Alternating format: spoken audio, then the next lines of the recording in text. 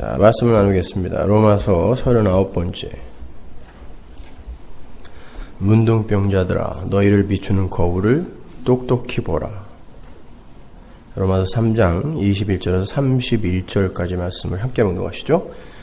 이제는 율법 외에 하나님의 한 의가 나타났으니 율법과 선지자들에게 증거를 받은 것이라. 곧 예수 그리스도를 믿음으로 말미암아 모든 믿는 자에게 미치는 하나님의 의인이 차별이 없느니라.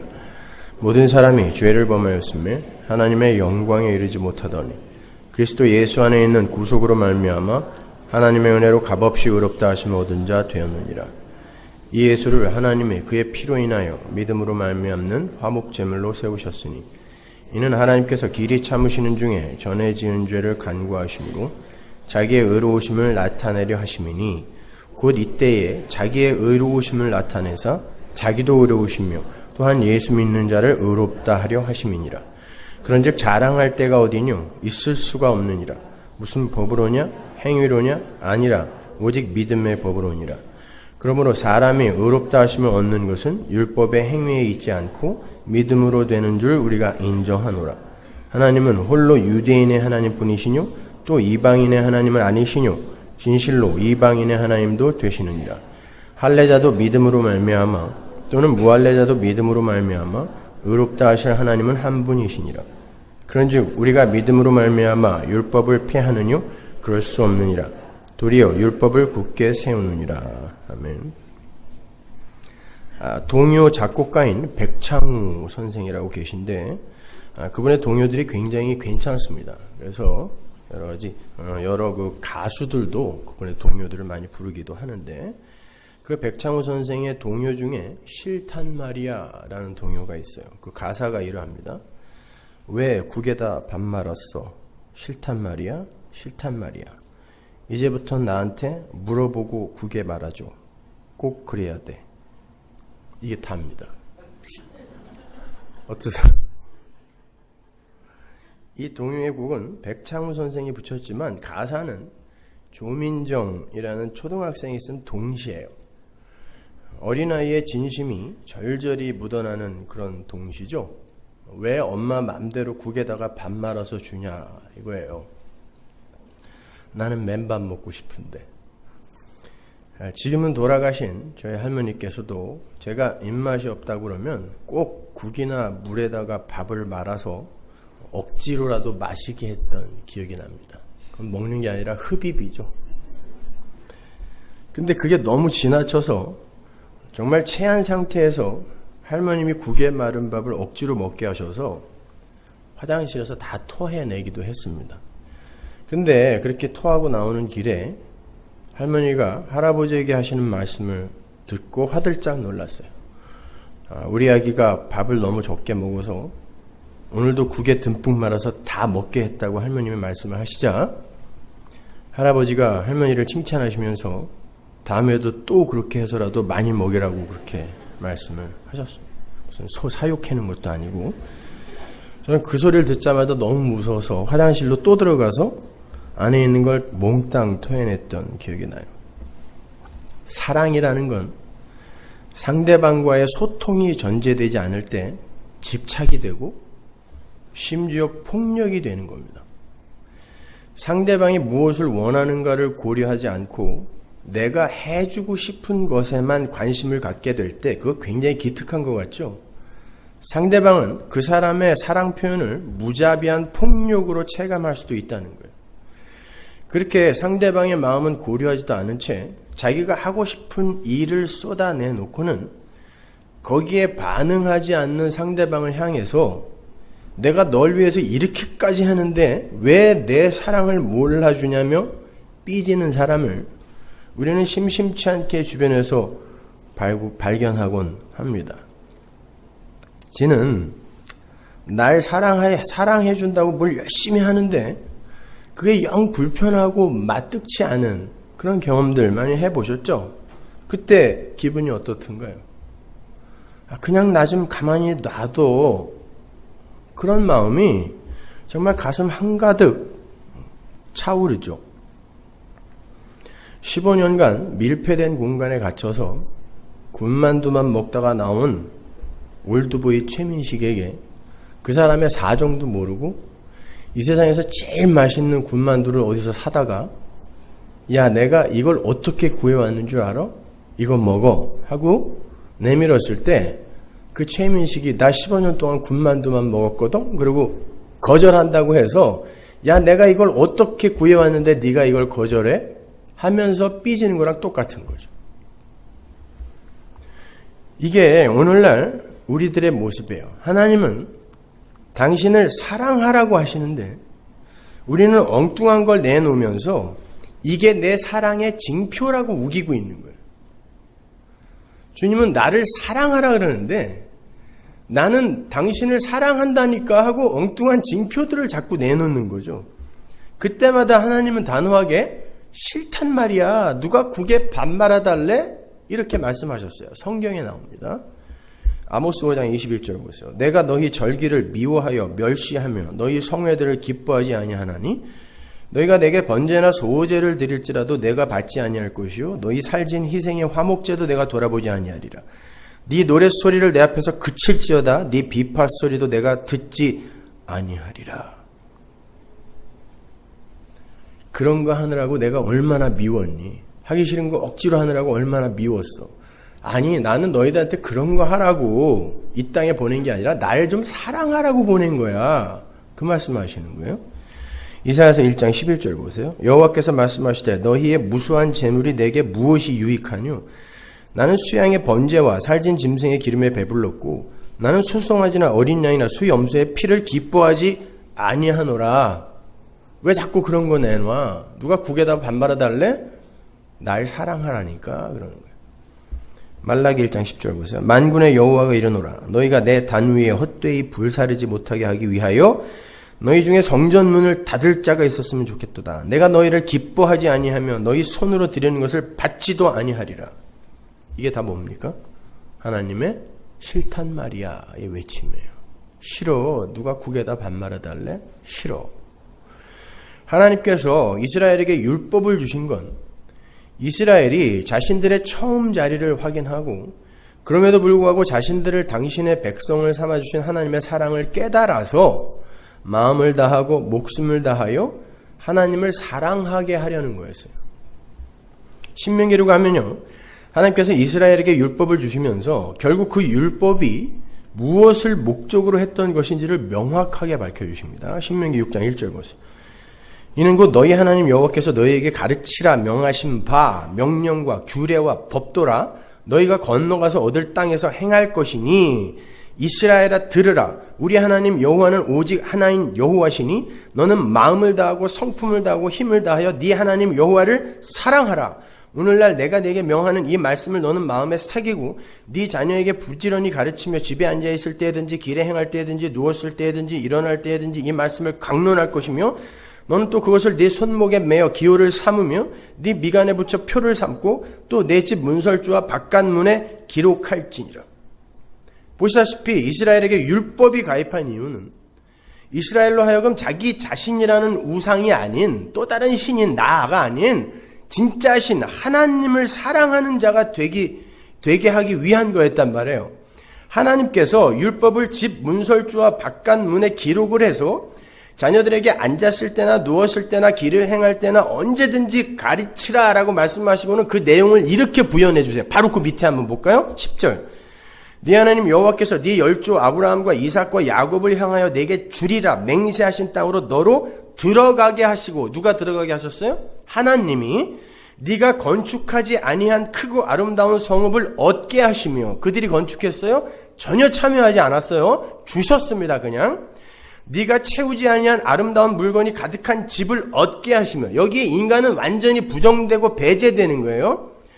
네가 파지 아니한 우물을 얻게 하시며 네가 심지 아니한 포도원과 감람나무를 얻게 하사 너로 배불리 먹게 하실 때에 너는 조심하여 너를 애굽 땅 종되었던 집에서 인도하여 내신 여호와를 잊지 말고 네 하나님 여호와를 경외하며 섬기며 그 이름으로 맹세할 것이니라. 너희는 다른 신들 곧 네 사면에 있는 백성의 신들을 쫓지 말아라. 다른 신들은 누구예요? 곧 나예요. 나. 율법의 이야기에서 불가항력적 은혜의 이야기로 자연스럽게 옮겨가죠. 성경을 좀 잘 읽으세요. 하나님께서 홀로 준비하신 성읍, 하나님께서 홀로 마련하신 집, 하나님께서 홀로 채우신 가재도구, 하나님께서 심으신 감람나무, 이걸 보고 경험하면서 그것을 거저주신 하나님을 경외하고 섬기고 사랑하라. 요게 목적이에요. 율법의 목적. 그러니까 율법은 곧 어디로 향하는 징검다리라는 거예요? 우리의 무력함과 하나님의 전적인 은혜를 깨닫게 하고 그러한 사랑으로 우리를 사랑해 주신 하나님을 사랑하게 하는 징검다리란 말이에요. 율법이라는 건. 근데 이스라엘이 그 율법의 진리를 파악하지 못하고 자꾸 그 율법을 지켜서 하나님을 사랑하겠다고 하니까 지키지도 못하면서 하나님께서 구약을 통해 싫단 말이야를 계속 반복하여 외치고 계시는 거예요. 싫다니까? 왜 자꾸 국에다가 밥 말아 갖고 와? 싫어! 그러는 거예요. 그럼에도 이스라엘이 계속 국에다가 밥을 말아 갖고 오니까 밥상을 급기야 확 뒤집어 엎어버렸죠. 그게 뭐예요? 십자가예요. 밥상을 완전히 뒤집어 엎어버린 게 십자가란 말입니다. 이 독사의 새끼들아, 국에다가 밥 좀 그만 말아와. 그리고선 확 뒤집어 엎어버렸어. 그런데 그 후로도 인간들은 계속해서 자기들의 자존심을 챙기고 자기들의 그 사랑을 증명하느라, 상대방은 원치도 않는 그 사랑을 증명하느라 열심히 국에다가 밥을 말고 있는 거예요. 오늘날도. 우리가 지금 공부하고 있는 로마서 3장 본문은 바로 그러한 하나님의 싫단 말이야라는 일가를 신약의 용어로 잘 풀어놓은 거예요. 율법은 의에 이르는 길이 되지 못해서 하나님께서 다른 의를 준비했다는 거예요. 그게 오늘 본문의 이야기잖아요. 그게 바로 예수 그리스도를 믿음으로 주어지는 거저받는 의예요. 그래서 바울이 오늘 본문 마지막에 믿음은 율법을 폐하는 게 아니라 율법을 굳게 세우는 것이라고 이야기를 한 거예요. 율법은 예수를 믿는 믿음으로 이끌기 위한 징검다리라는 걸 알고 예수의 의만 꼭 붙들게 되는 거, 이게 율법을 굳게 세우는 거란 말이에요. 이것이 율법의 진리를 올바로 드러내는 것, 이게 율법을 세우는 거예요. 굳게 세우는 거. 이렇게 말씀하신 하나님이 죄인 앞에 나타나게 되면, 이렇게 말씀이신 하나님이 죄인 앞에 나타나게 되면 인간은 저는 죄인입니다. 저는 부정한 자입니다.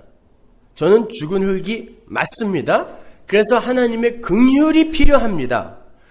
이러한 자기 부정과 자기 배제의 고백이 제일 먼저 나와야 돼요. 그런데 그건 인간이 가장 싫어하는 거예요. 다른 건 다 참을 수 있는데 나를 무시하고 나를 배제해버리면 그건 못 참는 게 인간이거든요. 근데 하나님은 그걸 요구하세요.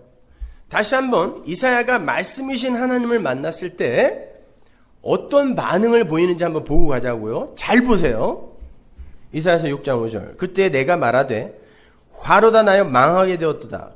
화로다, unless, 이건 뭐라 그랬어요? 지옥 앞에서 지옥 들어갈 자가 큰일 났네, 나 지옥 가야 되네, 이런 외침이라 그랬습니다. 나는 입술이 부정한 사람이요 입술이 부정한 백성 중에 거하면서 만군의 여호와이신 왕을 배웠음이로다. 때 그 스라베 하나가 화조로 단에서 취한 바 핀 수출 손에 가지고 내게로 날아와서 그것을 내 입에 대며 가로되 보라, 이것이 내 입에 닿았으니 네 악이 제하여졌고 네 죄가 사여졌느니라 하더라. 말씀이신 하나님이 이사야 앞에 나타나자 이사야가 입술을 가리고 나는 부정한 사람입니다 라고 말을 해요. 유대인들에게 있어서 입이라는 건 그 안에 있는 것이 흘러나오는 유일한 통로라는 의미가 있는 거예요. 그러니까 입이 부정하다라고 한 건 내 전체가 부정한 자입니다라는 고백이에요. 예수님이 이렇게 말씀하셨죠. 마태복음 15장 18절 보세요. 입에서 나오는 것들은 마음에서 나오나니 이것이야말로 사람을 더럽게 하느냐. 이게 유대인들의 입이 갖는 개념이었단 말이에요. 그러니까 이사야는 대선지자인 아모스의 아들이고 왕족입니다. 그리고 자기도 선지자였음에도 불구하고 말씀이신 하나님을 뵙자마자 나는 부정한 자입니다 라는 고백을 하게 되었다라는 거예요. 말씀이 그 앞에 나타나자 이건 뭐야? 우리 아버지도 선지자, 나도 선지자. 그리고 나 여태까지 잘 살았는데 나 부정한 자네? 나 지옥가 마땅한 자네? 라고 이야기하는 거예요. 이게 화로다 나여 망하게 되었도다예요. 나 지옥 가야 되는 자네? 이걸 그 즉시 말씀 앞에서 자각했다라는 거예요.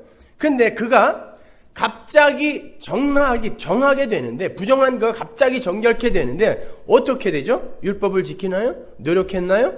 아니요. 하나님이 수출 집어다가 입술을 지지는 거예요. 끝! 이걸 구원이라 그래요.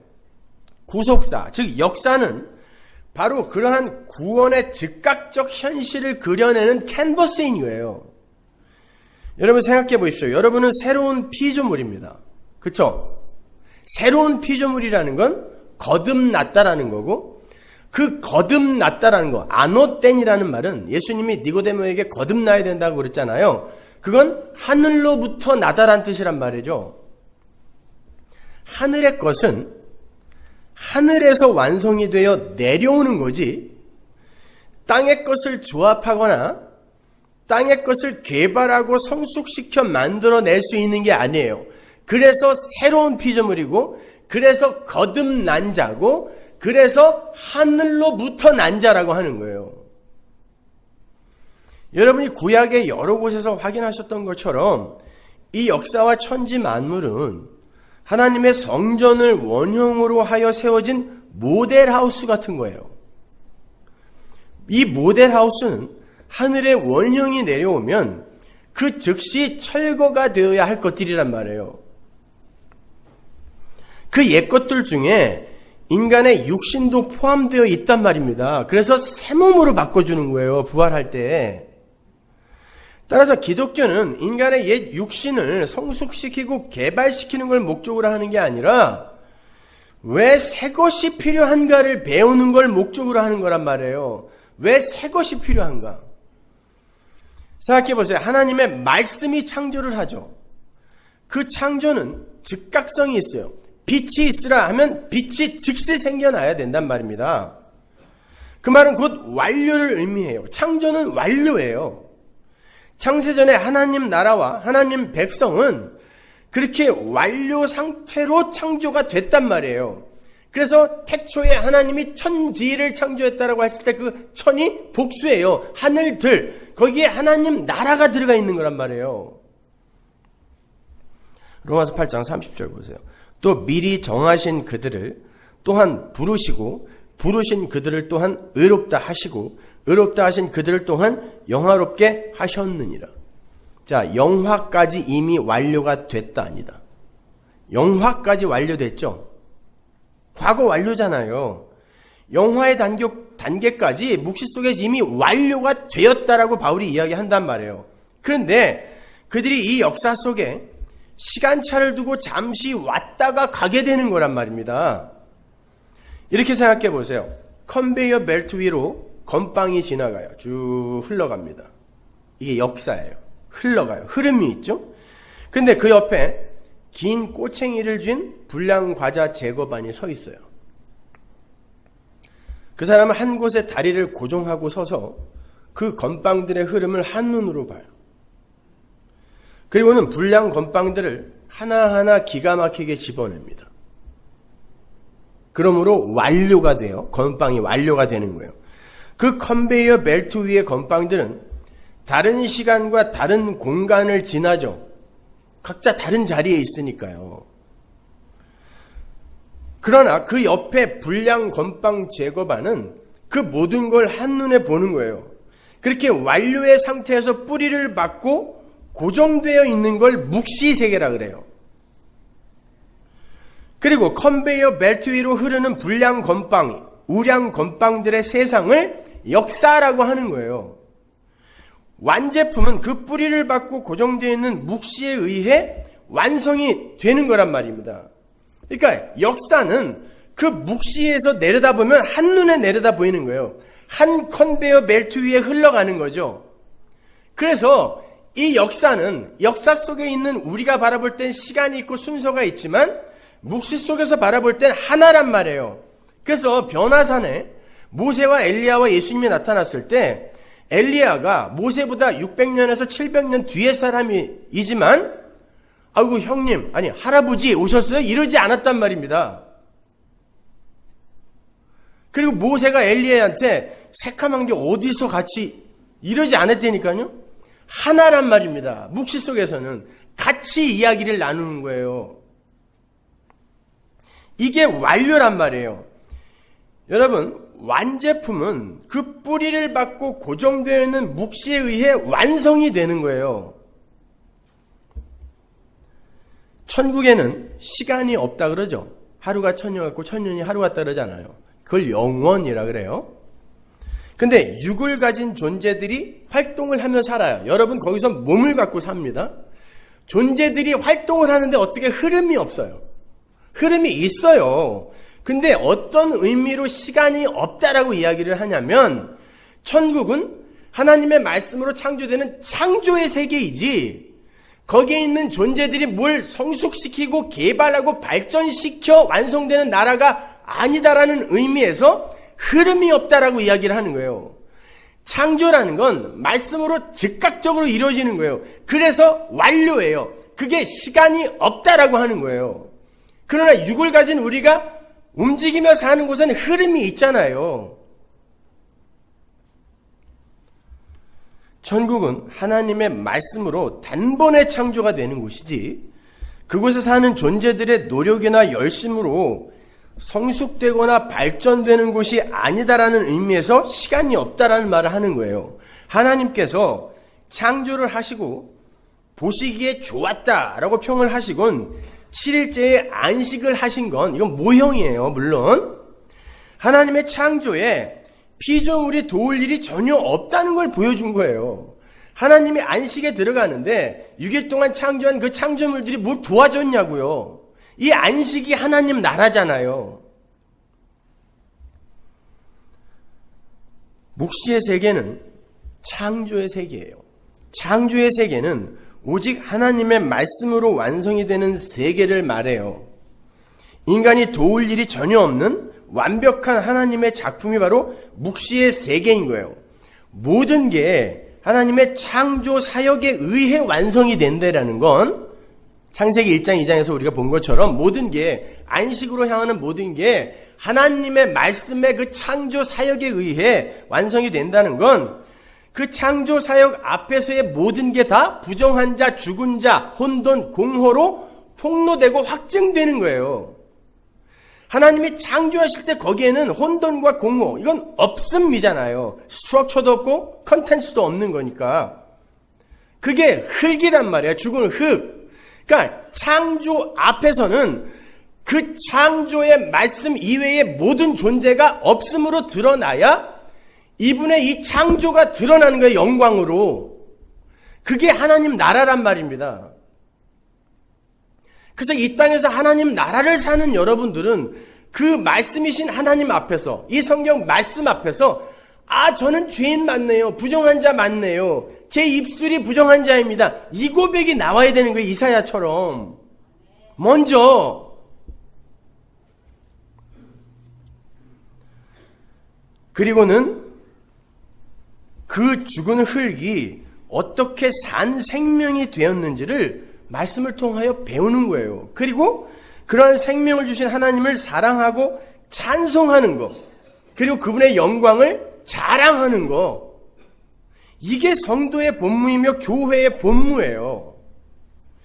그런데 우리는 그 창조의 말씀 앞에서도 우리의 가능성과 업적과 공로와 자격을 챙기려고 하고 있단 말이에요. 우리는 민족 중흥의 역사적 사명을 띠고 이 땅에 태어났다라는 말도 안 되는 인간의 존재 목적을 국민교육 헌장으로 배우고 외우며 자란 이 한국 사람은 더해요. 여러분이 무슨 사명을 다 갖고 태어났어요? 민족 중흥의 역사적 사명을 갖고 태어났습니까? 인간의 사명은 하나밖에 없어요. 하나님의 사랑과 은혜와 능력을 그려내는 캔버스로 사는 거예요. 성경은 그러한 창조의 말씀 앞에서 죽은 흙의 상태를 부정하다 그래요. 그걸 부정하다 그래요. 죄를 지어서 부정하다가 아니라 하나님의 창조 앞에서 존재인 척하는 게 죄고 그게 부정이에요. 바로 그러한 구원의 현실을 설명하기 위해서 이 땅에 저주받은 부정한 자의 모습으로 태어나는 이들이 있었으니 그들이 바로 문둥병자들이었어요. 성경은 한치의 오차가 없어요. 전부 예수와 하나님 나라만 설명하고 있어요. 문둥병자들은 여러분이 지금 이사야의 모습을 통해서 보셨던 것처럼 항상 입술을 가리고 부정하다 하면서 다녀야 했던 이들이었어요. 레위기 13장 45절 보세요. 문둥한 자는 옷을 찢고 머리를 풀며 윗입술을 가리우고 외치기를 부정하다 할 것이요. 이사야의 모습과 똑같은 거예요. 지금 병이 있는 날 동안은 늘 부정할 것이라 그가 부정한 즉 혼자 살되 진 밖에 살지니라. 문둥병 환자는 늘 윗입술을 가리고 난 부정한 사람입니다 라는 자아 비판을 하며 살아야 했어요. 그걸 입으로 큰 소리로 외쳐야 돼요. 그리고 진 안으로도 못 들어갔어요. 그건 도저히 그들이 하나님의 백성으로 인정될 수 없는 존재였음을 보여주는 거예요. 이 문둥병 환자들이 인간의 실체를 그려내는 캔버스로 쓰이는 거예요. 지금요. 무슨 전생에 죄를 많이 져서 문둥병 환자로 나오는 게 아니라 그게 바로 모든 존재의 처음 자리예요. 그렇게 문둥병자들은 늘 진 밖에 머물러야 했어요. 못 들어가요. 진 안으로. 이스라엘의 진 밖은 다른 말로 광야라고 불러요. 이스라엘이 광야에 있었을 때에도 이스라엘의 진 밖을 광야라고 불렀어요. 진 안은 진 안이에요. 이스라엘이에요. 진 밖이 광야란 말입니다. 문둥병 환자들은 그렇게 광야에서 머물며 외인으로 이방인으로 살아야 했던 죽은 자들이었어요. 성도는 자기 앞에 말씀이 떨어지면 그 말씀 속에서 말씀이신 예수를 발견하게 되고 성경의 그 수많은 증인들과 똑같이 죽은 자처럼 되어서 저는 부정한 자입니다. 저는 죽은 자입니다라는 고백을 하게 되어 있어요. 그게 말씀 속에서 예수를 본 진짜 성도들의 올바른 반응이에요. 근데 말씀을 그냥 계명으로 본 자들은 그 고백이 안 나오고 지키자로 나오는 거예요. 지키자. 그래서 신약의 율법이라고 하는 예수님의 산상수훈, 이게 구약의 출애굽과 비교하면 신약의 시내산이라고 그랬죠? 제가 설명해 드렸잖아요. 그 시내산, 신약의 시내산에서 떨어지는 신약의 율법, 산상수훈이 끝나자마자 등장하는 게 누구죠? 예수님이 산에서 내려오면서 누구 만나요? 문둥병 환자 만나는 거예요. 마태복음 8장 1절 보세요. 예수께서 산에서 내려오시니 허다한 무리가 쫓으니라. 한 문둥병자가 나와 절하고, 자, 산에서 내려오시니, 이게 지금 산상수훈이 끝나는 지점이에요. 주여 원하시면 저를 깨끗게 하실 수 있나이다 하거늘 예수께서 손을 내밀어 저에게 내시며 가라사대 내가 원하노니 깨끗함을 받으라 하신대 즉시 그의 문둥병이 깨끗하여진지라. 예수께서 이르시되 삼가 아무에게도 이르지 말고 다만 가서 제사장에게 내 몸을 보이고 모세의 명한 예물을 드려 저희에게 증거하라 하시니라.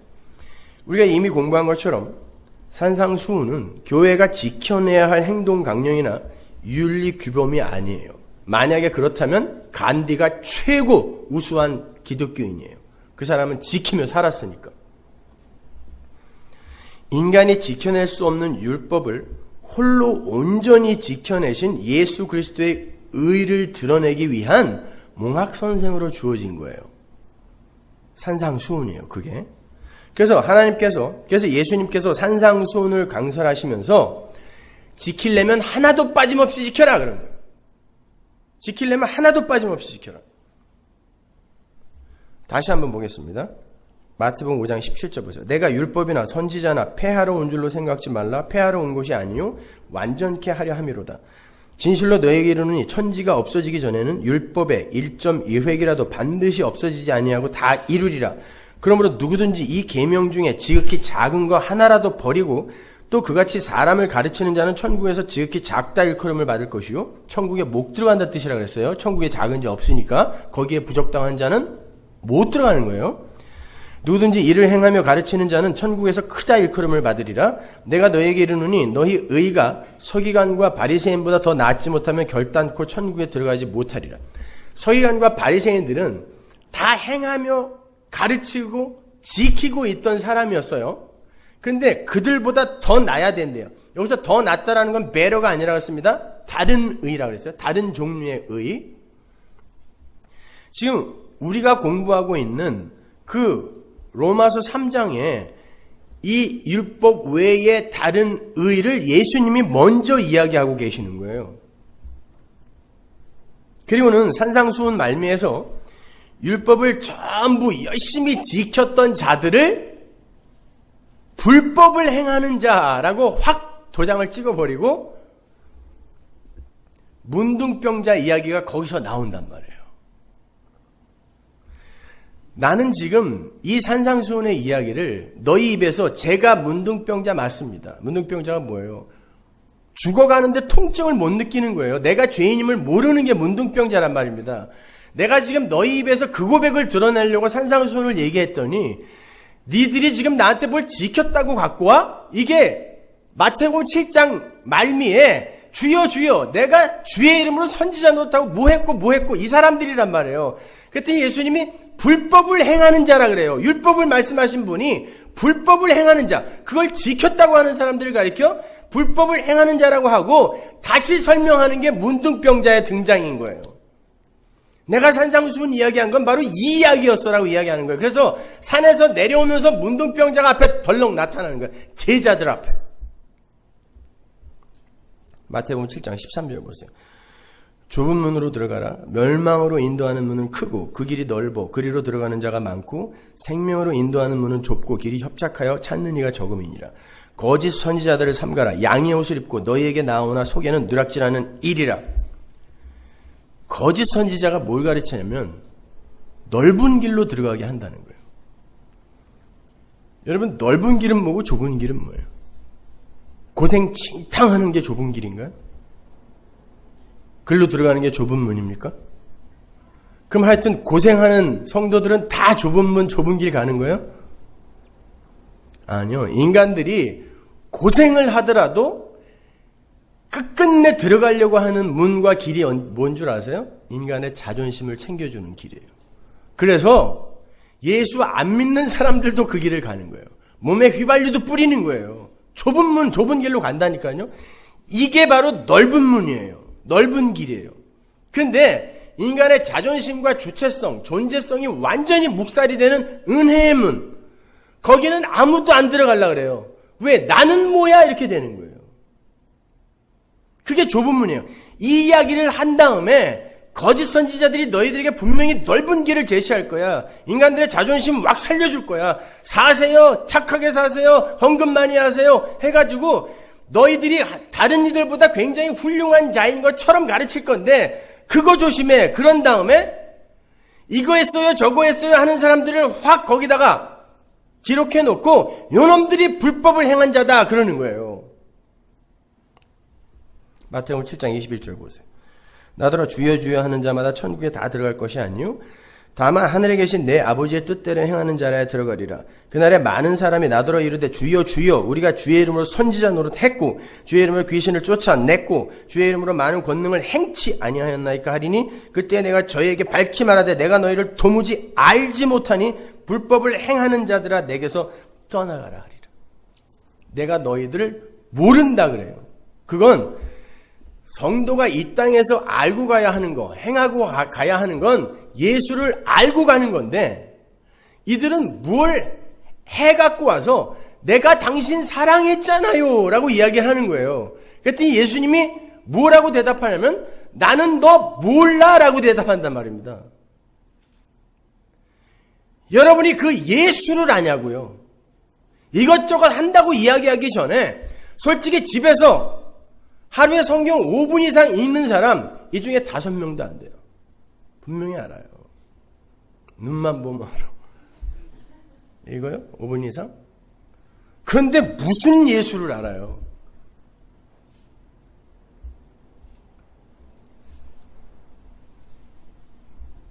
마태복음 25장으로 가면 거기에 영벌에 들어갈 염소들과 영생에 들어갈 양들이 나오는데, 염소들은 전부 뭔가 했다 그러고 양들은 마치 기억상실증에 걸린 사람들처럼 내가 언제 그걸 했죠?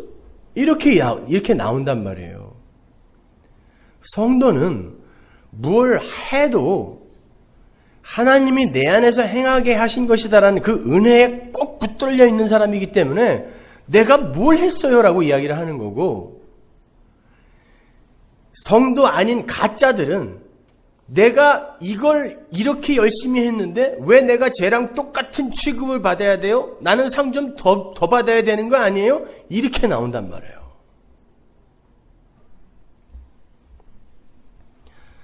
그렇게 산상수훈, 즉 신약의 시내산에서 내려진 새로운 율법은 예수라는 의를 붙들게 하기 위한 인간의 처음자리 폭력으로 주어진 거였어요. 그렇다면 그 산상수훈의 진리를 올바로 이해한 사람들에게서 나와야 할 올바른 반응이 어떤 거여야 돼요?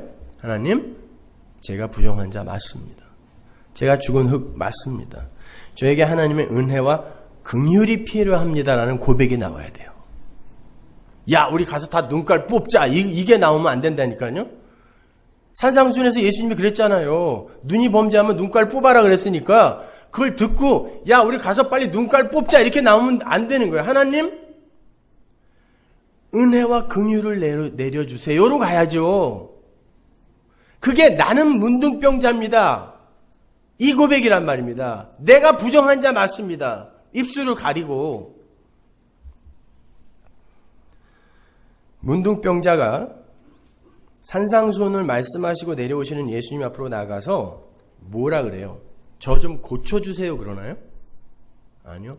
원하시면. 그 말은 저는 고쳐달라고 이야기할 자격도 없는 자입니다를 아는 거예요. 이게 하나님의 말씀 앞에서의 우리의 고백이어야 된다니까요. 참 신기한 게 제가 요즘 하는 고백이 그거예요. 하나님, 제가 무엇라고 하나님한테 천국 보내달라고 조르겠어요. 지옥 보내셔도 아무 할 말 없습니다. 맞아요. 지옥 보내도 아무 할 말 없어야 돼요. 그러니까 원하시면이에요. 저는 감히 주님께 저를 깨끗하게 해달라는 부탁조차 할 수 없는 자입니다. 그러나 저는 주님께서 저를 깨끗하게 해주실 수 있는 유일한 분임을 제가 압니다. 그래서 왔습니다. 혹 주님께서 저를 깨끗하게 해 주어야 되겠다는 마음을 갖고 계신다면, 이게 주님께서 원하신다면이에요. 이게 창세전에 내가 선택된 자라면, 주님이 나를 원하신다면, 아버지가 당신께 주신 이가 내가 맞다면, 그러면 주님 당신은 나를 깨끗하게 하실 수 있습니다가 문둥병자의 고백인 거예요. 고쳐주세요가 아니에요. 무슨 면목으로 고쳐주세요 그래요. 근데 뭔가 성숙을 이루어냈고 변화를 이루어냈다라고 우기는 사람은 절대 이 고백을 못해요. 내가 뭔가 지금 했거든요. 근데 왜 원하시면이에요. 하나님, 나 이만큼 했으니까 다른 사람보다는 뭐 완전하게 구원을 다 달라고는 못하겠어요. 조금은 그래도 다른 사람들과 차별 있는 어떤 걸 나에게 줘야 되는 거 아닙니까? 이렇게 나온단 말입니다.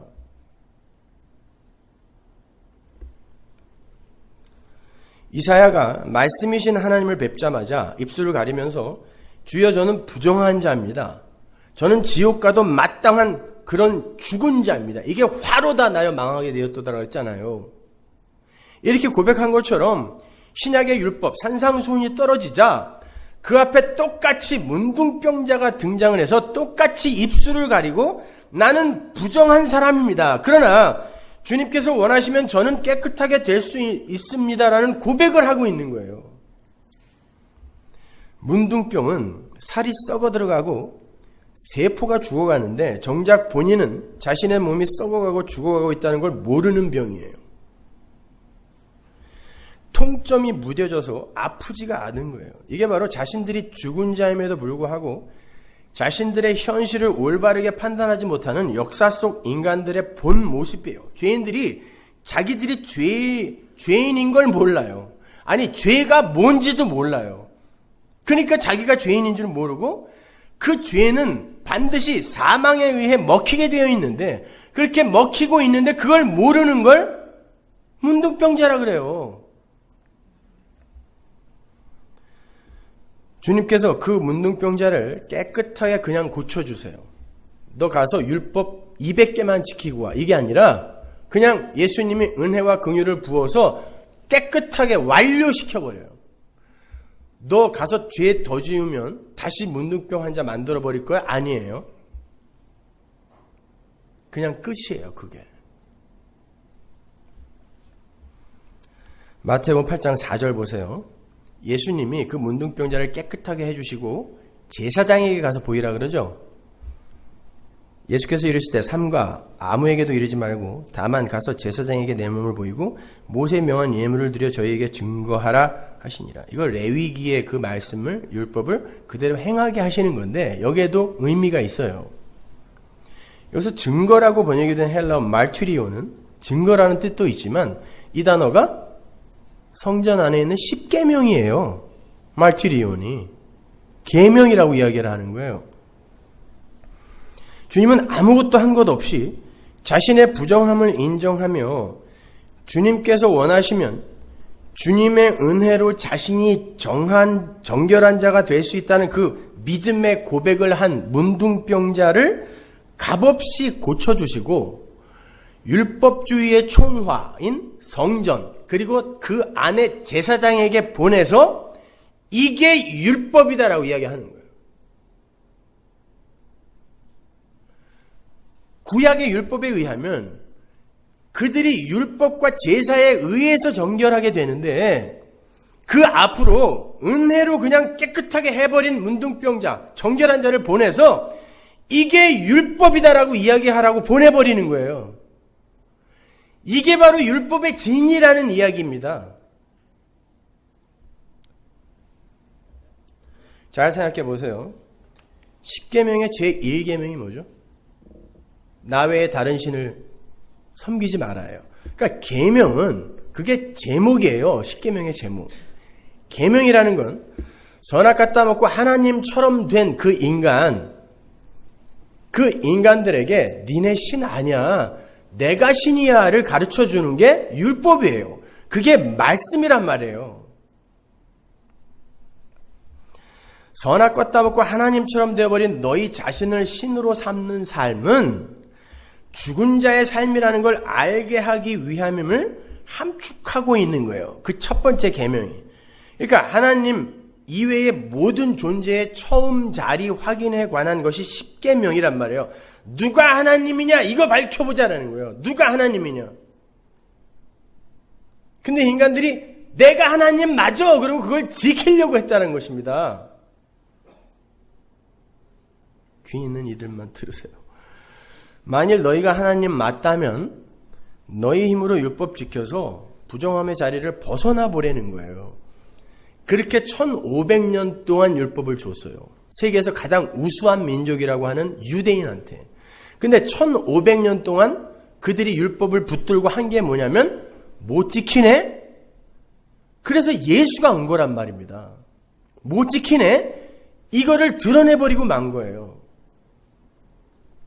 유대인이 못 지켰으면 아무도 못 지킨다라는 거예요. 그래서 유대인이 지금도, 율법을 받았던 유대인이 지금도 우수한 민족으로 남아 있어야 되는 거예요. 그들이 못 지키면 아무도 못 지키는 거예요.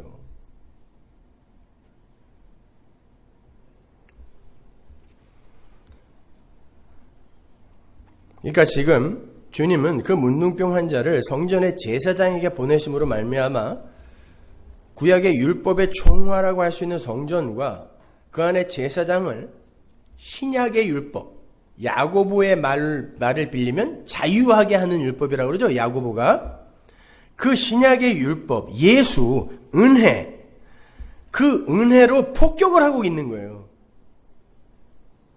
이게 오라 그러고 헬렐레 하고 있는데 예수님이 어떤 자를 고쳐서 그들 앞에 딱 놓으심으로 그들을 폭격해버리는 거예요. 이거 아니라고.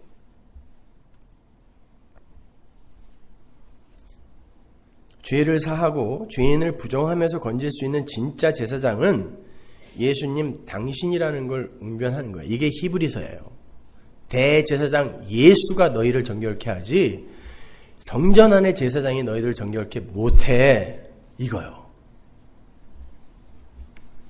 문둥병자, 부정한 자들은 율법으로 깨끗하게 될 수 있는 게 아니라 예수님의 은혜로 정하게 된다는 걸 그림으로 보여준 거예요. 그런데 우리가 레위기에서 확인한 것처럼 그 문둥병자들은 어디에 머물러야 한다 그랬죠?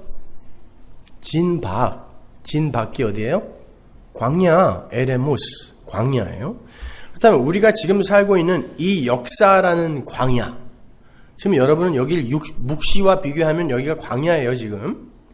자, 이 광야, 우리의 인생이라는 이 광야 속에서 우리가 반드시 알고 가야 할 게 뭐겠어요?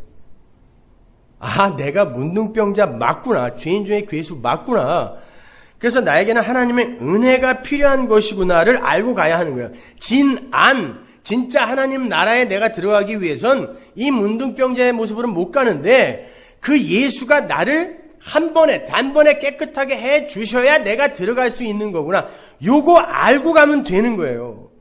그래서 신명기에서 우리가 살아가야 하는 이 광야 인생의 목적을 이렇게 명기하고 있는 거예요. 신명기 8장 2절 보세요. 네 하나님 여호와께서 이 40년 동안에 너로 광야의 길을 걷게 하신 것을 기억하라. 왜 광야를 걷게 했는지. 40년 광야는 우리의 인생이죠. 이는 너를 낮추시며 너를 시험하사 네 마음이 어떠한지 그 명령을 지키는지 아니 지키는지 알려 하심이라. 보세요. 니들이 말씀을 지킬 수 있는지 못 지키는지 그거 알게 하기 위해 광야를 살게 한대요. 그런데 예수님은 하나님은 니들 못 지키지? See? 이거 보여주려고 그러는데 지켰는데요? 이러고 나오면 어떻게 되는 거예요? 성경 전체가 어긋나는 거예요.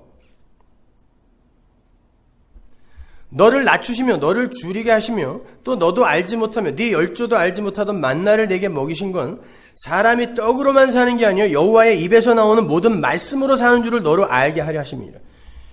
이스라엘이 어린 양의 보혈의 공로로 이미 어린 양의 보혈의 공로로 출애굽을 한 후에 왜 바로 가나안 땅으로 들어가지 못하고 왜 광야를 40년 동안 살아야 됐죠?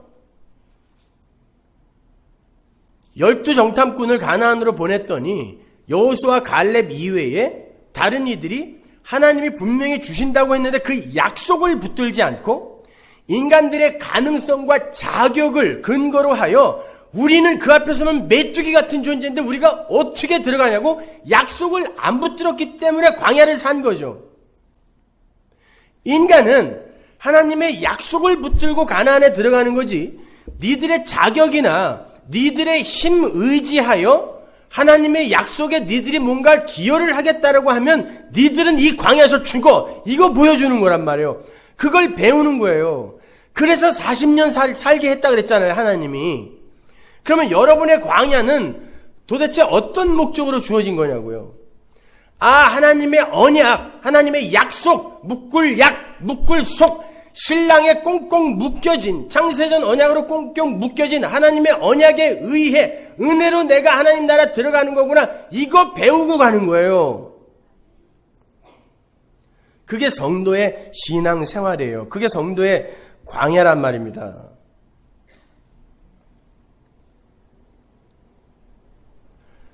그래서 여기에서 신명기 기자가 이렇게 이야기하는 거예요. 모세가 사람은 떡으로 사는 게 아니라 하나님의 입으로 나오는 말씀으로 사는 거다. 떡은 뭐예요?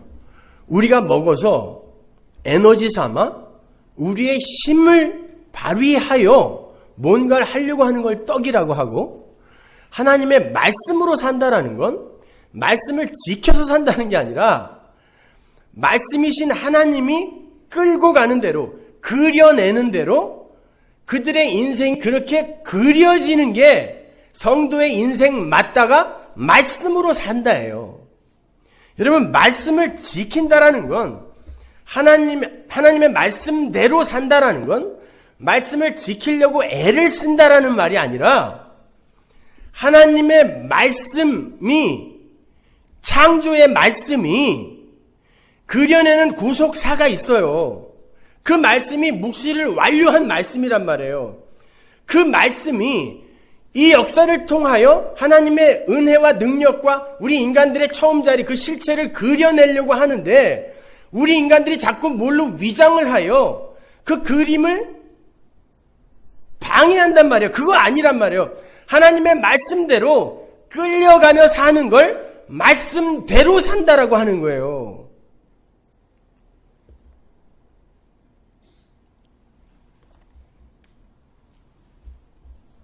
이스라엘 1500년 역사가 인간은 율법을 못 지킨다를 증명해냈어요. 우리가 말씀대로 산다는 건 말씀이신 예수가 당신의 길로 우리를 이끌어갈 때 그 흔적을 삶으로 그려낸다가 말씀대로 산다예요. 말씀은 여러분에게 장악되는 게 아니라 말씀이 여러분을 장악한단 말이에요. 우리가 말씀을 지킨다는 건 말씀을 내가 해석하고 포착하고 장악하여 내가 지키는 거죠. 말씀은 여러분에게 포착되지도 않고 장악되지도 않아요. 하나님이기 때문에 창조란 말이에요. 말씀이 여러분을 해석하고 장악하여 말씀이 끌고 가는 거예요. 그래서 말씀을 성경이 자꾸 하나님이라고 하는 거예요.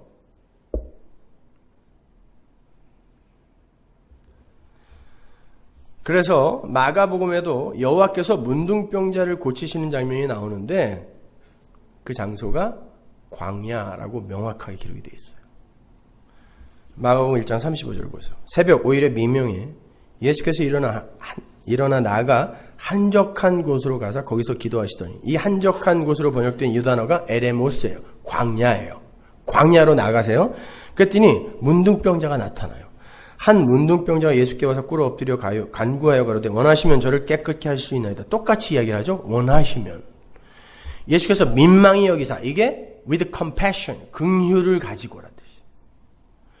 민망히 여기사 손을 내밀어 저에게 대시며 가라사대 내가 원하노니 깨끗함을 받으라 하신데, 예수님이 원해야 깨끗해져요. 그러나 그 사람이 나가서 이 일을 많이 전파하여 널리 퍼지게 하시니, 그러므로 예수께서 다시는 드러나게 동네에 들어가지 못하시고 오직 바깥 한적한 곳, 이게 광야예요. 한적한 곳에 예수가 계속 계세요. 그랬더니 그 한적한 곳으로, 진 밖으로 예수를 쫓겠다는 이들이 나오는 거예요. 이게 구속사입니다. 예수님이 광야에 계시면서 저주받은 광야에서 그렇게 저주받아 죽어야 할 문둥병자를 고쳐서 성전의 지성소로 보내죠. 물론 십자가를 모형하고 있는 거예요. 성전의 지성소는 예수가 앉아야 될 자리인데 예수가 광야로 나오고 그들을 고쳐서 성전으로 보내시는 거예요. 못 들어가는 자들인데 그들은 원래 글로 들여보내는 거예요. 광야는 문둥병자들이 사는 진 밖이에요. 예수님께서 그렇게 광야에서 저주받아 죽어야 할 자들을 하늘의 보좌로 밀어 올리시고 당신이 친히 그들의 광야를 사시는 거예요. 그래서 진 안으로 못 들어가는 거예요. 마태복음의 문둥병자 치유 사건을 마태가 어떻게 표현하는지 보세요. 마태복음 8장 17절. 이는 선지자 이사야로 하신 말씀에 우리 연약한 것을 친히 담당하시고 병을 짊어지셨도다 함을 이루려 하십니다.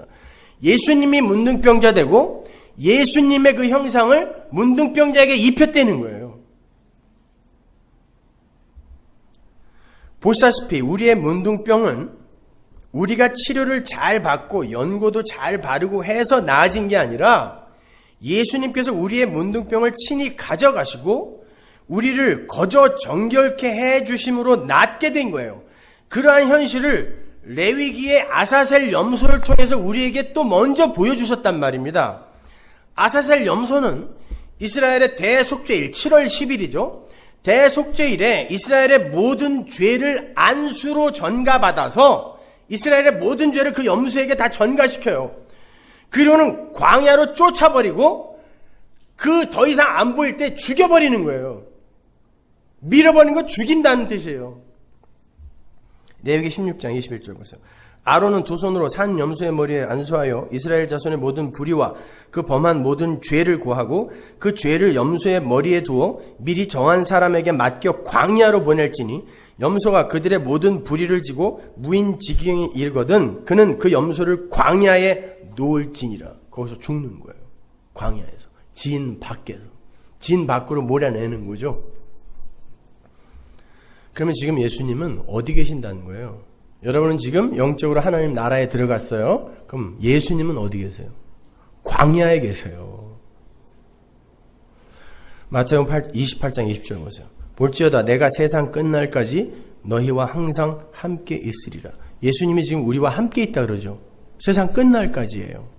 다른 곳에서는 내가 보혜사 성령 보낸다 그래 놓고 내가 내려가겠다 그래요 또. 그래서 바울이 고린도서에서 성령을 그리스도의 영이라고 하는 거예요. 예수님은 지금 광야, 우리의 인생 속에 들어와 계시다니까요.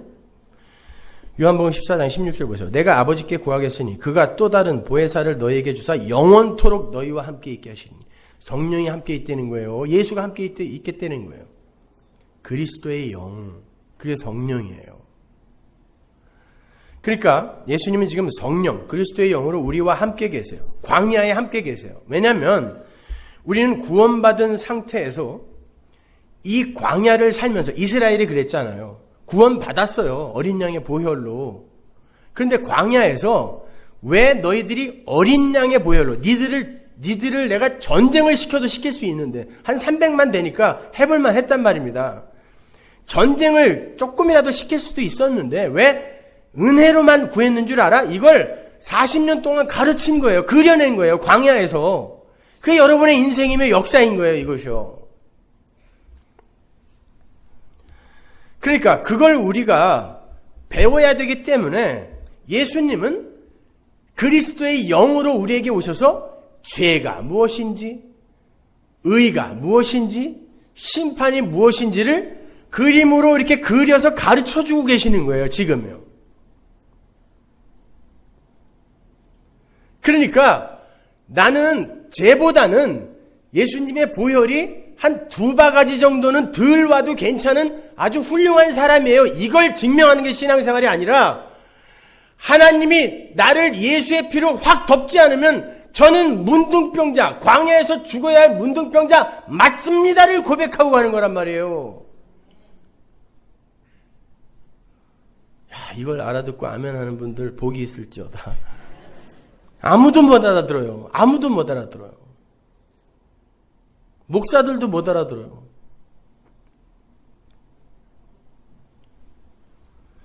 히브리서 13장 12절 보세요. 그러므로 예수도 자기 피로써 백성을 거룩케 하려고 성문 밖에서 고난을 받으셨느니라. 그런즉 우리는 그 능욕을 지고 어디로 가자?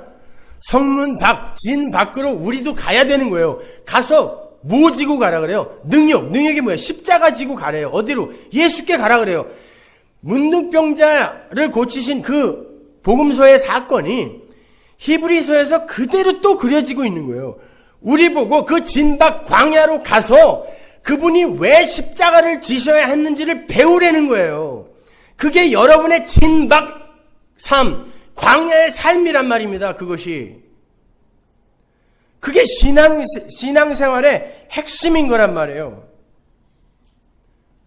십자가를 지고 나가라. 그건 나라는 존재가 부정되고 부인되는 거예요. 광야는 그렇게 우리가 문둥병자에 불과한 존재임이 폭로되는 곳이고 하나님의 은혜의 필연성이 확증되는 곳이지 우리 인간의 가능성과 성숙과 변화가 입증되는 곳이 아니란 말입니다. 우리는 이 영문밖 세상에서 문둥병자에 불과한 저주받은 죽은 흙에 부어진 그 하나님의 생기, 르와흐, 성령, 그리스도의 영, 그 하나님의 생명력, 바라크가 하나님의 하나님의 사랑임을 절절하게 깨닫고 그 하나님을 사랑하고 그 하나님의 사랑에 감사하며 그 은혜를 찬송하는 자가 되는 걸 먼저 해야 함에도 불구하고 엉뚱한 준비물부터 챙기고 있는 거예요. 국에다가 밥 말아서 이거 하나님이 갖고 가면 야 하나님이 기뻐하실 거야 이렇게 다 토했다니까요, 그거. 흡입하다가. 우리는 이 신랑이 진짜 원하는 거, 그게 무엇인지를 이 역사 속에서 반드시 알고 가야 돼요.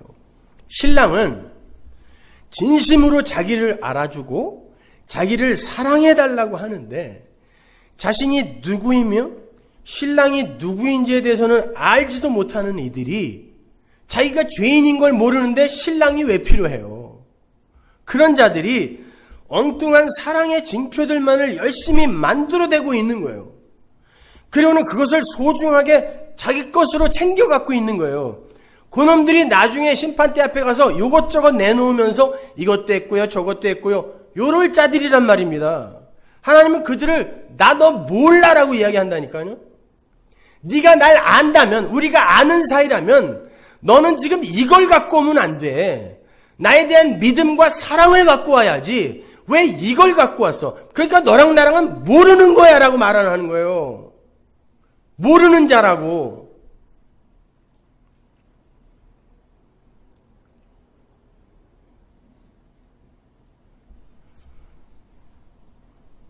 그렇게 자기 것을 챙겨 가지고 있는 사람들에게는 복음이 아니에요.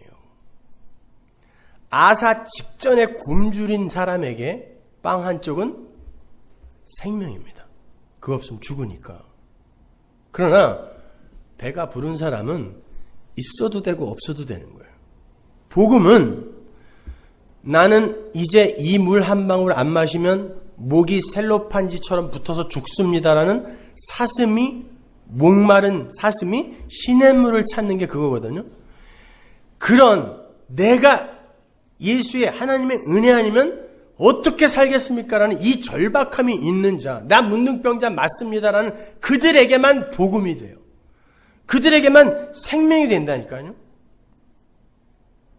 그래서 우리는 이 광야에서 하나님께 내어놓을 걸 준비하는 게 아니라 하나님의 은혜를 생명처럼 붙들 수 있는 빈 그릇이 되어가는 거라니까요. 그 와중에 세상이 합의한 불교인들도 추구하고 있는 착한 삶이 나올 수 있고 성숙한 삶이 나올 수 있어요. 그러나 안 나올 수도 있어요. 아니 그러면 이 세상에서 그냥 죽을 때까지 술만 마시다가 아주 그냥 개차번으로 쌈박질하다가 죽은 사람은 다 지옥 가야 돼요? 그건 은혜가 아니면 어떻게 설명할 거예요? 네? 그 사람들 다 지옥 간 거 맞아요? 은혜로 덮어야 천국 갈 거 아닙니까? 그 와중에도 착한 일 몇 개 했다니까요? 아니요. 하나만 어겨도 죄가 99개의 선을 먹어버린다니까요. 이게 야고보서 이야기 아닙니까? 그런데 꼭 그래도 옛날에 착한 일을 몇 개 했기 때문에 천국 갔을 거라고 자기들이 이야기를 만들어내는 겁니다. 은혜가 아니면 설명될 수 없는 걸.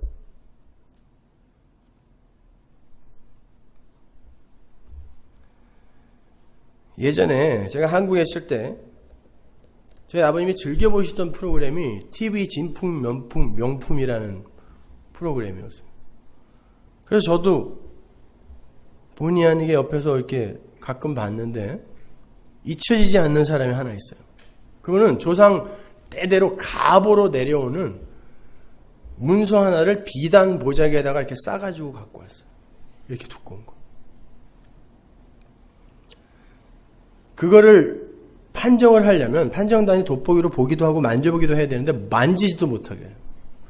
사회자가 왕종근 씨가 예상 판매가 예상 가격을 적어버리니까 몇억 원을 적었어요. 거기다가 수백 년 된 가보니까요. 깨끗해요. 훼손도 안 됐어. 근데 판정단이 다 판정을 하더니 이거 오래된 건 맞는데 노비 문서라는 거예요.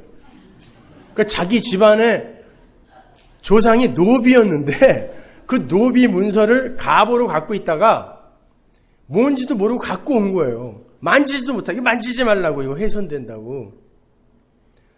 그러면 판정 가격이 얼마냐니까 10만 원 정도 한대요. 노비 문서니까.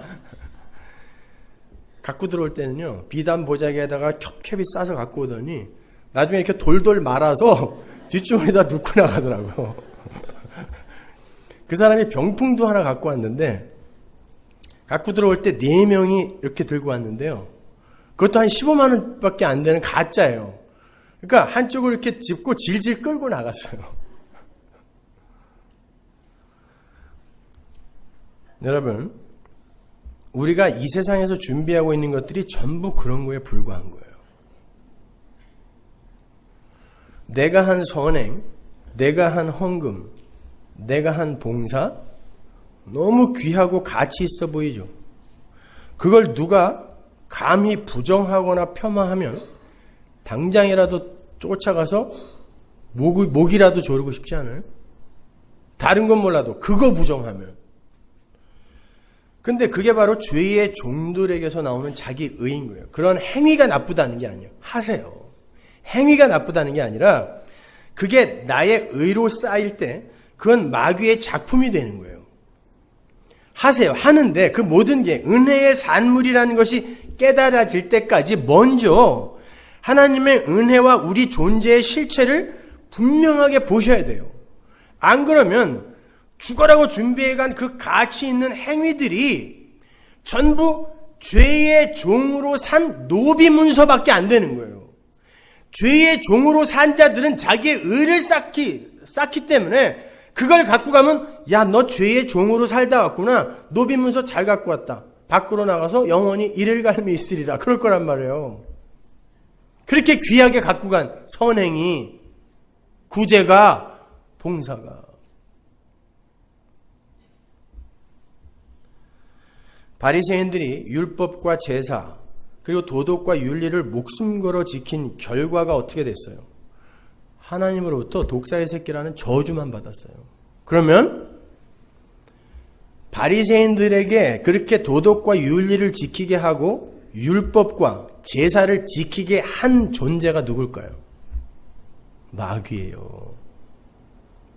여러분, 마귀가 여러분을 이 세상에서 막 조폭처럼 막 도덕과 윤리도 지키지 말고 막 더럽게 막 그렇게 살게 만드는 게 마귀인 줄 아세요? 천만의 말씀. 사탄교는 그 반대를 가르칩니다, 여러분. 마귀는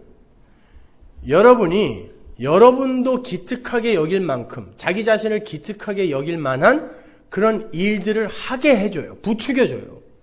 그리고는 나는 이런 사람이야 라는 걸 끝까지 붙들게 만드는 게 마귀예요. 이게 바리새인들이었어요. 그 사람들은 반드시 다른 이들과 자기를 차별성 있게 대해달라고 우기게 돼 있다니까요. 그들이 마귀의 새끼예요. 오히려 하나님은요, 죄를 짓게 하신다는 게 아니라 그가 교묘히 감춰두고 있는 그 죄인됨의 상태를 젓가락으로 확 휘저어서 네가 어떤 존재인지 봐라고 보게 해주시는 분이 하나님이에요. 그래야 예수를 붙들 거 아닙니까? 죄를 짓게 한다는 게 아니라 워낙 죄인인데 아닌 척하고 이렇게 있으니까 미끼를 던져준다니까요. 아니 왜 다윗이 일어났는데 그 시간에 밧세바가 뻘거벗고 목욕을 하고 있냐고요. 그 여자가 5분만 빨리 들어갔어도 다윗은 자기가 굉장히 괜찮은 존재로 알고 그냥 갔을 거라고요. 그럼 큰일 나는 거예요.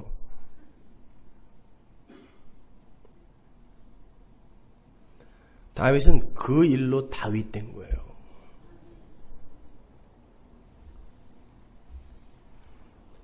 그러면 예수님께서 십자가를 지시기 전에 제자들의 발을 씻겨준 건 무슨 의미일까요? 목욕한 자는 발만 씻으면 된다. 이 이야기를 우리가 곡해해서 우리는 이 역사 속에서 자범죄들을 또 짓게 되는데 십자가는 우리의 원죄를 속한 거고 이게 캐톨릭의 교리예요. 이 땅에서 우리가 자범죄 진 거는 끊임없이 회개하고 끊임없이 노력하여 그걸 씻어야 된다라고 알고 있잖아요. 여러분이 지은 죄를 이 땅에서 여러분이 회개하고 노력하여 계속 씻어간다면 씻어가야 하는 거라면 예수님이 거기서 제자의 발을 씻기면 안 돼요. 제자가 예수의 발을 씻어야 돼요. 잘 생각을 하세요. IQ 50만 넘으면 아는 거 아니에요. 성경이 그걸 요구하는 거라면 예수님이 끝까지 제자들의 발을 그렇게 씻기시면 안 돼요. 이젠 니들이 해야 될 거 아니야. 이렇게 나와야 된다니까요. 그 발을 씻기시는 에피소드 바로 앞에 어떤 구절이 있는지 먼저 보세요. 성경은 문맥을 통해서 봐야 한다 그랬죠. 요한복음 12장 46절 나는 빛으로 세상에 왔나니 물을 나를 믿는 자로 어두움에 거하지 않게 하려 함이로라. 사람이 내 말을 듣고 지키지 아니할지라도 내가 저를 심판하지 아니하노라. 내가 온 것은 세상을 심판하려 함이 아니요 세상을 구원하려 함이로라. 왜 이런 말이 여기 들어가 있을까요? 예수님이 발 씻기는 사건 바로 앞에 니들이 말씀 안 지켜도 나 절대 심판 안 해. 나 니들 구원하러 온 거야. 이 말씀 하시는 거예요 지금. 앞뒤가 안 맞잖아요.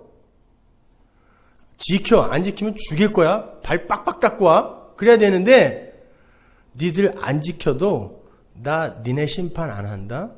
그리고는 무슨 이야기로 끌고 가냐면 13장 1절 보세요. 6월절 전에 예수께서 자기가 세상을 떠나 아버지께로 돌아가실 때가 이른 줄 아시고 세상에 있는 자기 사람들을 사랑하실 때 끝까지 사랑하시니라.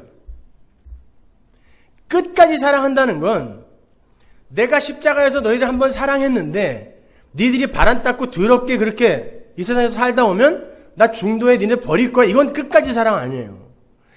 끝까지 사랑한다는 건 내가 십자가에서 구한 자들은 이 세상에서 세상이 어떻게 판정을 내리던 나는 끝까지 그놈 내 나라 데리고 들어갈 거야. 이게 끝까지 사랑이에요. 그래놓고 발을 닦는 거예요. 히브리서 6장 10절 보세요. 하나님이 불의치 아니하사 너희 행위와 그의 이름을 위하여 나타낸 사랑으로 이미 성도를 섬긴 것과 이제도 섬기는 것을 잊어버리지 아니하시느니라. 하나님이 십자가에서 우리를 이미 섬겼죠. 원수를 섬겼잖아요. 그래놓고는 뭘 안 잊었다 그러냐면 지금도 너희들을 섬겨야 한다는 걸 하나님이 안 잊고 있다는 뜻이에요. 그러니까 하나님이 지금 종으로 우리를 섬긴다는 뜻이에요. 이게 지금 예수님의 종의 모습으로 겉옷을 벗고 무릎을 꿇고 이건 히브리 종들도 안 하던 거예요.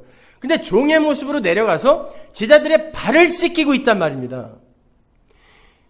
너희들이 이미 목욕을 했다라는 건 십자가의 섬김을 이야기하는 거예요.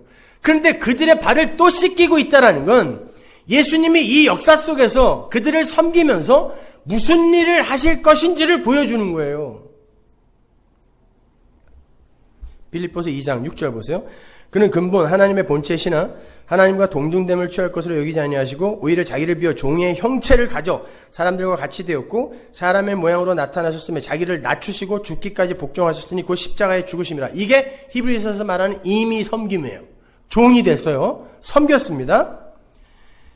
근데 바로 뒤에 이제도 섬김이라는 게 있단 말이에요. 그게 바로 이 광야에서 우리와 함께 거하시는 예수 그리스도의 섬김이에요. 그러면 예수님은 이 광야라는 역사 속에서 우리를 어떻게 섬기고 계시는 건가? 요한복음 13장 4절 보세요. 저녁 잡수시던 자리에서 일어나 겉옷을 벗고 수건을 가져다가 허리에 두르시고 이에 대야에 물을 담아 제자들의 발을 씻기시고 그 두르신 수건으로 씻기기를 시작하여 시몬 베드로에게 이르시니 가로되 주여. 시몬 베드로에게 이르시니 가로되 주여 주께서 내 발을 씻기시나이까? 예수께서 대답하여 가라사대 나의 하는 것을 내가 이제는 알지 못하나 이후에는 알리라. 베드로가 가로되 내 발을 절대로 씻기지 못하시리이다. 예수께서 대답하실 때 내가 너를 씻기지 아니하면 네가 나와 상관이 없다. 내가 너를 씻기는 걸 네가 인정하고 예수님이 나를 씻겨줘야 내가 사는구나. 이건 모르면 너는 나와 상관없고 지옥 간다는 뜻이에요.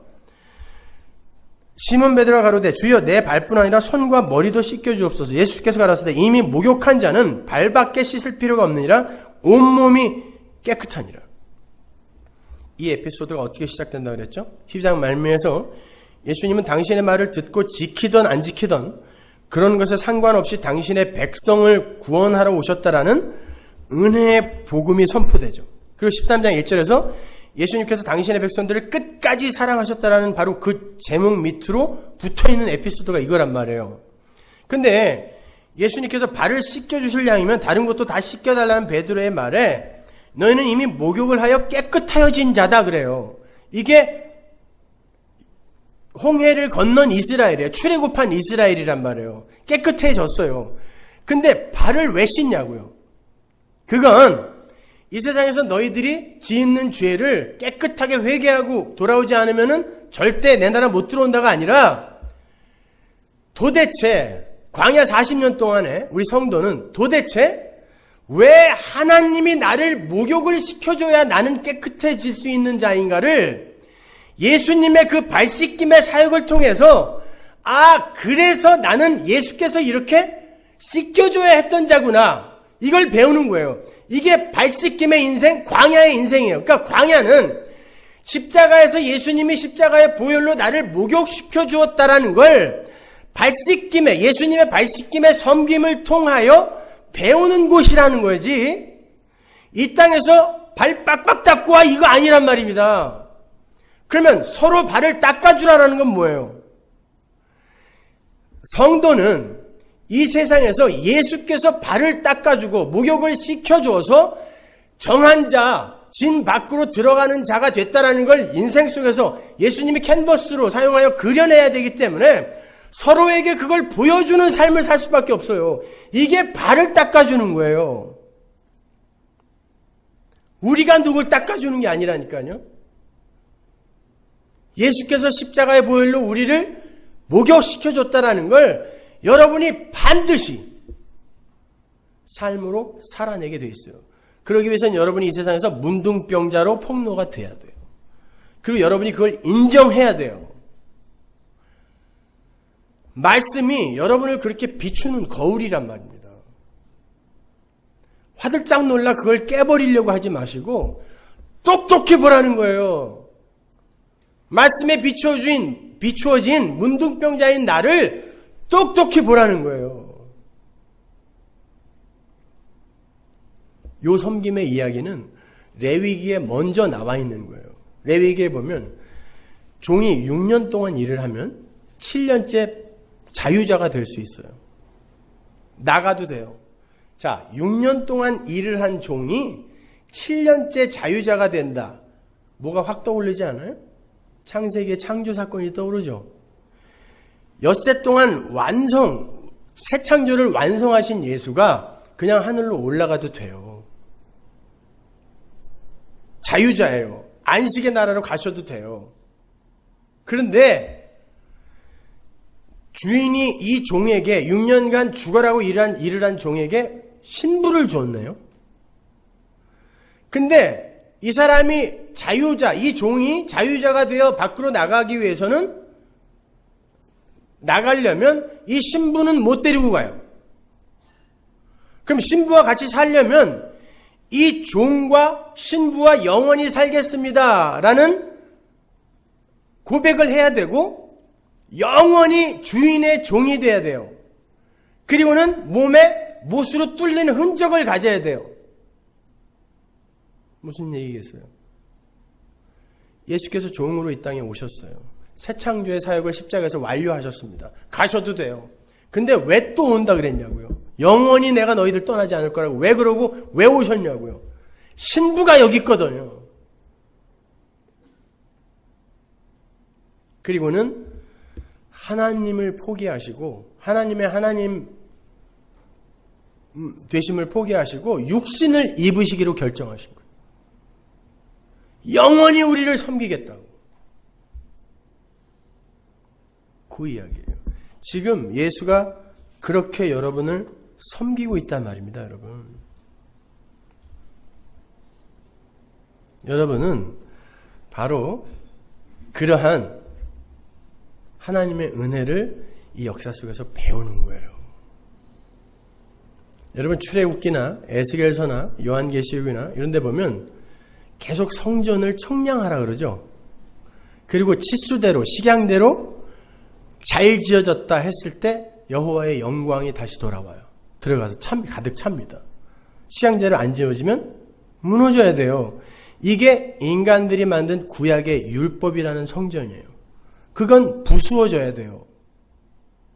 근데 어떤 성전이 영원하죠? 예수라는 성전, 그 안에서 하나님의 처소된 교회라는 성전, 이건 뭘로 만들어진 거예요? 하나님의 은혜의 식양대로 정확하게 하늘의 묵시세계의 원형, 그건 뭐예요? 창조의 세계는 하나님의 말씀으로 즉각적으로 창조된 거니까 은혜로 창조된 거란 말이에요. 그러한 교회만 영원히 지속되는 거예요. 그래서 그렇게 청량하라 청량하라 청량하라 그러는 거예요. 그 은혜로 교회되지 않는 자는 다 죽이겠다는 거예요. 그러니까 그 사실을, 그 구원의 현실을 배우는 게 여러분의 인생이에요. 광야 인생. 그런데 그 성전에 자꾸 자기가 망치질하려고 그러고 거기에 자꾸 페인트라도 한번 칠하려고 하는 요런 인간의 마음들, 요걸 계속 폭로시키면서 그거 안 된다는 걸 보여주는 거예요. 그래서 그 말씀이라는 게 우리에게 주어지는 거란 말입니다. 다 지켜내야 나에게 올 수 있다는 게 아니라 왜 내가 은혜로만 완성해야 되는지 아니 이거 알아먹으라고요.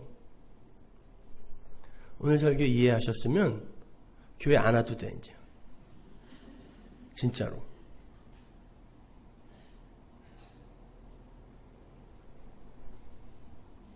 그게 성도의 인생이에요, 여러분. 말씀은 반드시 여러분을 광야의 문둥병자로 폭로해내시고야 말아요. 그때 여러분은 마치 선교사로부터 거울을 선물 받은 흑인 추장이 그 안에 괴물 들었다고 깨버린 것처럼 고통스럽지만 그거 외면하면 안 돼요. 똑바로 보셔야 돼요. 그리고는 하나님의 은혜로 십자가로 달려가시란 말이에요. 그게 성도의 인생이에요. 기도하겠습니다. 하나님 은혜를 감사합니다. 아버지 하나님, 우리 성도의 인생은 그렇게 이 세상 속에서 하나님의 위대하심과 하나님의 이름과 하나님의 영광을 드러내야 하는, 그려내야 하는 그런 인생들입니다.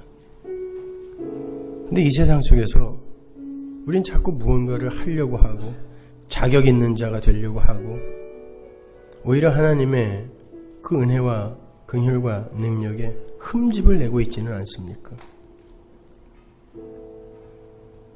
하나님, 불쌍히 여겨주시고 도와주옵소서. 하나님 백성들의 눈과 귀를 열어주옵소서. 가라지들의 눈과 귀 열어달라고 부탁하지 않겠습니다. 하나님의 백성의 눈과 귀 열어주옵소서. 은혜가 그들을 침노해 들어가 그들을 샅샅이 해부하고 해체하게 하여 주옵소서. 그리하여 그들이 하나님의 은혜 앞에 항복하게 하시고 하나님을 사랑하는 자가 되게 하여 주옵소서. 예수님 이름으로 기도합니다.